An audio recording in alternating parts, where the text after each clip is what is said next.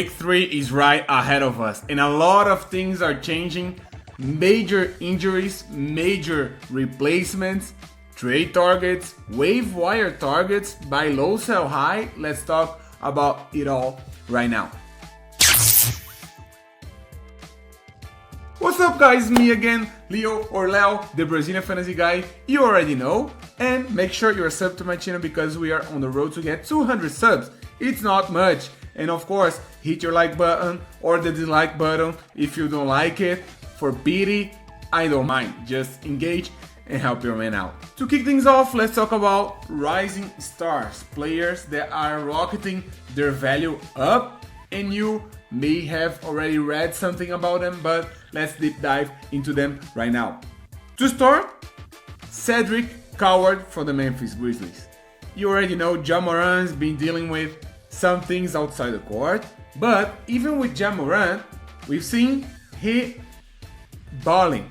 But even with Ja, he's playing good. He's playing good minutes, over 25 minutes in the last 3-4 games. And he gave you a double-double on the last game. He's been playing very well, and this make him a very good case to keep ramping up his minutes.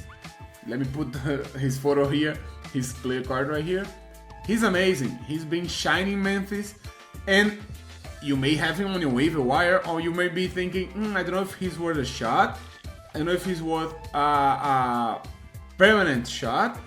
And my response would be, depends on the side of the league, but on the majority of cases, yes. He's been very good with Ja, with Jaren Jackson. Doesn't matter. He's been playing great. He's deserving his minutes, and he's giving you good stats. If your format is 9-cat, if it's points leagues, if it's sleeper locking, doesn't matter. Cedric Coward is a very good name for you to keep an eye on. And if we talk about playing rising their value, why not talk about Ryan Rollins? He's cooking right now. KPJ is out for at least 4 weeks, a whole month. And besides of this, he's balling. He's playing very well. He scored the starting PG spot, bro, without KPJ. And my guess, if I had to, I would say even when KPJ comes back, they both will play. I think Ryan Rollins right now has secured his spot, and KPJ is way better than Green, and he will secure his spot too because they will need his shooting, his playmaking. They will play together because if you see right now, Cole Anthony and Ryan Rollins are playing together in a lot of minutes. So I guess they will be doing this even with KPJ when he's back. So Ryan Rollins right now is being crazy, giving you 30 plus games, 9 in and 9 out. So of course he is a priority for me. I'd say he's the hottest name in the moment. So let's talk about a new guy that I think is not that new to the league, Russell Westbrook. He started the majority of the drafts without a team, and right now he's securing his spot as a 25 plus minutes player in Sacramento, and he's giving you stats. He just posted a double-double, and he's maybe on your waiver wire. He's maybe on a team that the GM doesn't value him much. You should reach out and see the value they're asking for him, because I would definitely try to give one of my late round flyers for him because he's good. He's playing the clutch minutes. He may be not starting every game, but he's playing strong minutes night in and night out, and it seems it's scaling. So if you're playing, even in 9-cats format, but especially on points league and sleeper locking format, majorly, he's worth a try. Of course, one of the biggest risers this week, Nickeil Alexander-Walker. Let's try for this side right now. Nickeil Alexander-Walker trades out and will be for at least a month to be reevaluated. And of course, Alexander-Walker, Shea's cousin, has everything to produce more and more. He already securing his spot as a 30 minutes player, and with that amount of minutes, he's producing. He will give you production. He will give you fantasy stats. So that's, in the end, it's all about that right now, right? So please have your eye open on your waiver wire, and maybe if somebody picking up and they doesn't value him this much, you should try and reach out to them. Jumping in here to tell you that I respond to every single comment, so leave your feedback, tell me what you want to see here on the channel, and of course, leave your like button pressed and sub because I'm on the goal to hit 200 subs. So it's not much, help your guy out. And if we're talking about injuries, we should talk about Obi Toppin, that he will be out at least for 4 months. And what does it mean? He's not a star. Yes, I agree with you. But he was a player that was playing around 30 minutes. And this opens space for some guys. And one of them is Jarvis Walker. He's playing good. He's playing 25 plus minutes in the past 4 or 5 games. And he has all of the clear path for him to keep shining. So I'll definitely see if he's on your waiver wire, or to reach out for his owner to see what's the value he's asking for him. He's definitely not short-term bad. He's a mid and long-term, because Indiana is looking weird. I don't know if they're gonna tank. They probably will. So if you can secure this player right now, and he can give you he can give you strong performances, fantasy stats through the whole season, why not? Of course, there's Isaiah Jackson there and Huff, but unfortunately, I lost the hope on both of them. Isaiah Jackson started playing a little bit more over the 20 minutes mark. We can keep an eye on him, but the main name, of course, is Jarvis. This guy right now, I don't know why people are not talking about him more. Quentin Grimes is playing very good. I don't know if you saw one of the last games that he absolutely cooked, and he was able to come back, to secure the comeback against Washington with game-winning shots, with steals, with assists. He's good, and he's having volume.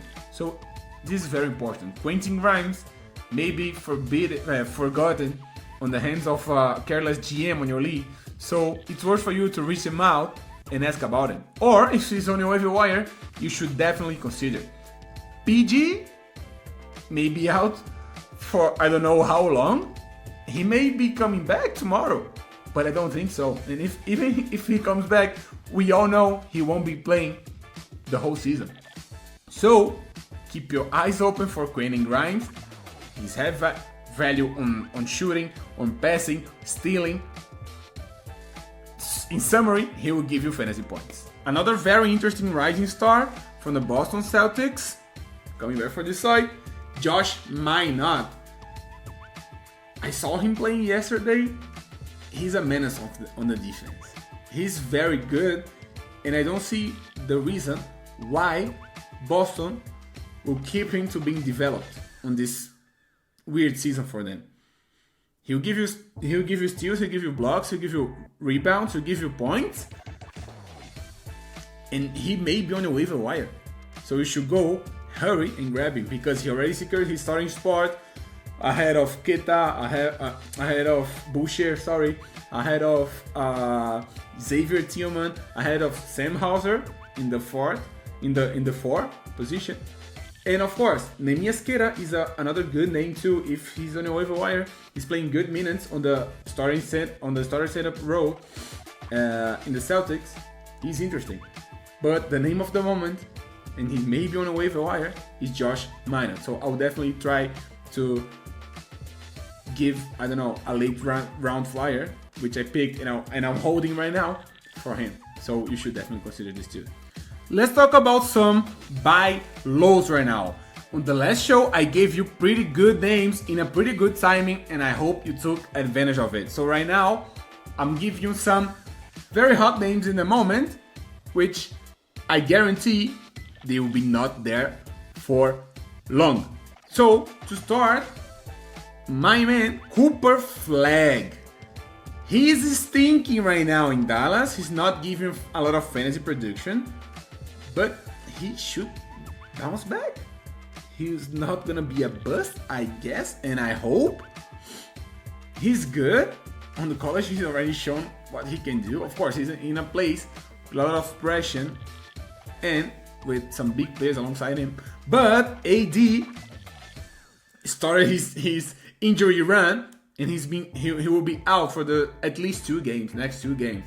So this is the perfect moment for you to run and go grab you some Cooper flag.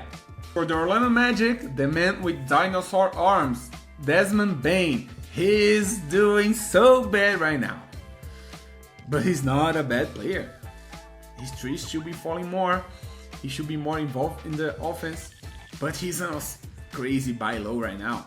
So you should definitely go and target him and try at least to consult his owner, his GM, and try to see if you can get him right now in a pretty good value. Another player that is stinking right now, Miles Turner from the Bucks. I know he's way more valuable in 9 cats historically, but he's good on points leagues too and on sleeper locking too. But his scoring is being so bad right now. And the Bucks will need him to do more. So, as I always say, reach out to the GM, to his GM on your league, and see what he's asking for him, because he's on a very low price right now, and you can extract a lot of value from Miles Turner if you get him on the right price. Another player that I've been talking about since the start of the season, which I drafted in all of the drafts I made, and you may have a buy low window right now, Keyshawn George. Yes, a lot of owners may be panicking, saying, oh my god, maybe it was a fluke and I have to get rid of it. I don't think this was a fluke. I really think he's solid and he will be getting a lot of value. But fantasy is all about timing. I told him as a sell high last week because you were able to get a lot of very solid players for him. And right now, I'm pretty sure you, as a guy that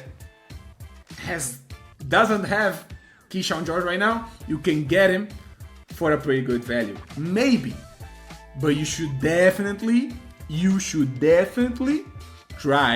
talk to their GM and send a guy, I don't know. Try. You may be surprised. Another buy low guy right now for the Washington Wizards is CJ McCollum, the old head, which has been destroying their offense, and I hate him for this because I really want to see my Keyshawn shining. He's on a crazy buy low state right now. I don't think he will be this bad for the rest of the season, and unfortunately I really think Washington will be playing him a lot. Different than Middleton, which I think somebody will come up with an injury and will be out. CJ McCollum right now is a very clear buy low target. This was a very quick gameplay for week 3. Very valuable tips here. If you're following the channel, I'm pretty sure you have been cooking on your league and grabbing the value. We are always looking for the value, you guys. So thanks for your company. Please let me know in the comments what you think about this format, if I should do more, and of course let me know in the comments the names you think are sell high, a buy low, trade targets, because I'll be giving you my perspective on every single one of them. Okay, thank you and see you on my next video.